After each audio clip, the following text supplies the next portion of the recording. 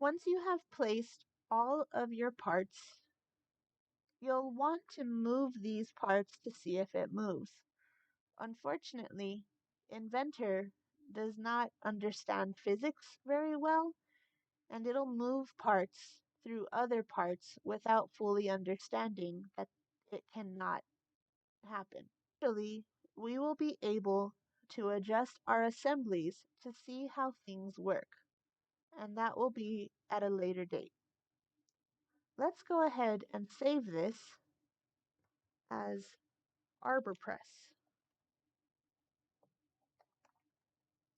assembly. Once you have that, we can create our IPN.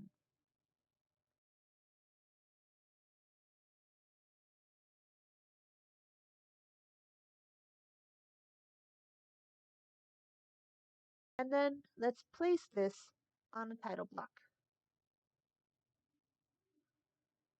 The first, once you have your title block open, I have a feeling that we're going to have to change the size of the sheet. Let's change this to a B-size sheet. Let's go ahead and bring in our assembly or our IPN.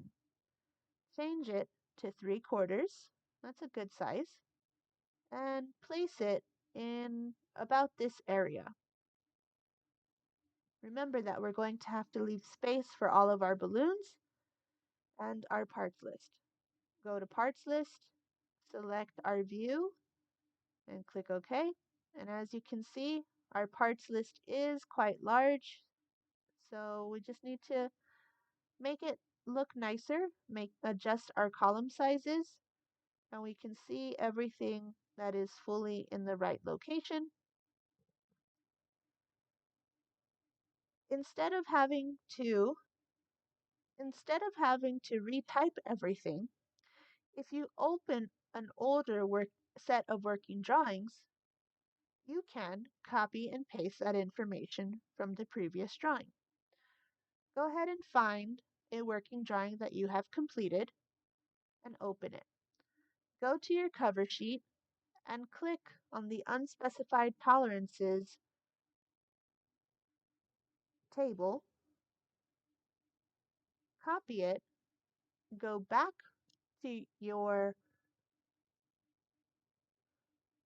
ArborPress cover sheet, right click, paste.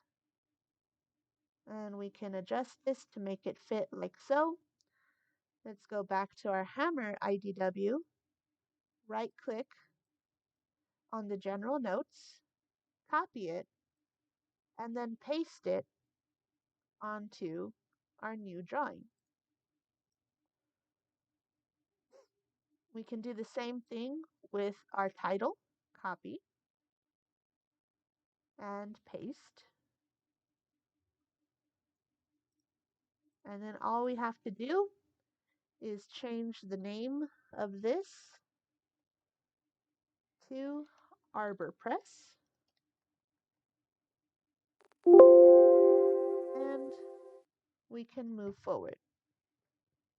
Right-click in the browser and go to New Sheet, and we can start placing our views.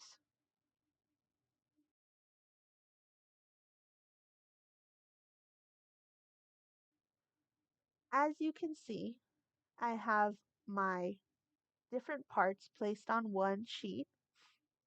I then have a second sheet with more parts and my final sheet with the last few parts. You can arrange these parts however you would like. Just make sure that you keep them at a 1:1 scale. Don't adjust anything to any other scale, and make sure that you label everything. Also, don't forget to add center lines. Anything that has a circular or cylindrical view needs to have center lines.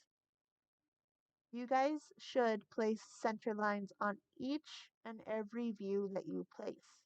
It will be a lot of work, but it is important that all of your views and all of your parts have those center lines. Every single one has at least one center line. It's your responsibility to use the PDF from Schoology to add all of the correct information and all of the correct dimensions. When you guys are done and are ready to export this, go to Export and choose PDF. When this pops up, go to Options and change it to All Sheets. This will make one PDF with all of the sheets you have made. Click OK and then click Save. That PDF is the one that you should upload to Schoology. If you guys have any questions, please let me know, and I will see you guys in the next video.